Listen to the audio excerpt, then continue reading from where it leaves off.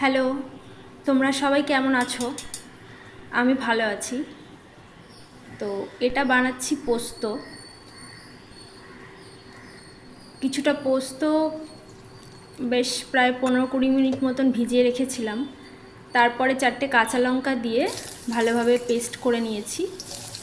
এবার কড়াইতে সর্ষের তেল দিয়ে আলুগুলো এরকম ডুমো ডুমো করে কেটে নিয়েছিলাম, নিয়ে তেলের মধ্যে দিয়ে দিয়েছি।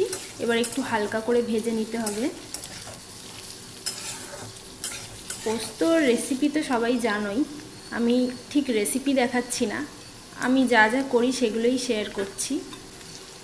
তো পেঁয়াজ আলু পোস্ত করছি আসলে, তো পেঁয়াজও দিয়ে দিয়েছি, তার উপর একটু নুন দিয়ে এগুলোকেও একসাথে হালকা করে ভেজে নেব।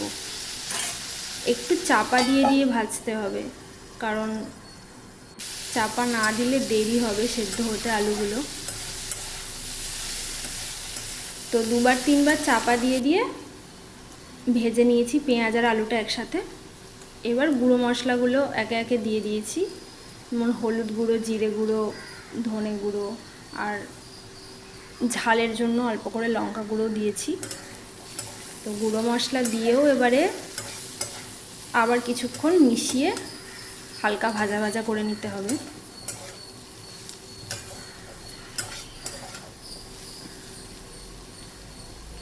তো দেখো, এটা অনেকটাই ভাজা হয়ে গেছে। এবারে যে পোস্তটা বেটেছিলাম ওর সাথে একটুখানি জল দিয়েছি, জল দিয়ে রেখেছিলাম, তো ওইগুলো সব একসাথে ঢেলে দিয়েছি। এবারে এইগুলোকে একেবারে মিশিয়ে নিতে হবে।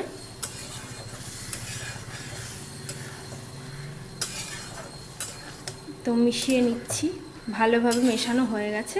এবারে সেদ্ধ হওয়ার জন্য যেটুকু জলের প্রয়োজন সেইটাও দিয়ে দিলাম। দিয়ে এবার এটাকে যতটা বাকি আছে সেদ্ধ হতে, আলুটা সেদ্ধ করে নেব। তো চাপা দিয়ে দিচ্ছি। প্রায় 10 মিনিট ফোটানোর পরে দেখো আলুটা পুরোপুরি সেদ্ধ হয়ে গেছে। আমি চেক করেও নিয়েছি। তো তোমরা যারা আমার ভিডিও দেখো, লাইক কমেন্ট শেয়ারটা একটু করে দিও, এইটুকু তো আশা করতেই পারি, তাই না? আমার ভালো লাগবে এতে। তো পোস্তটাও এদিকে রেডি হয়ে গেছে। চলো টাটা, দেখা হবে আবার পরের ভিডিওতে।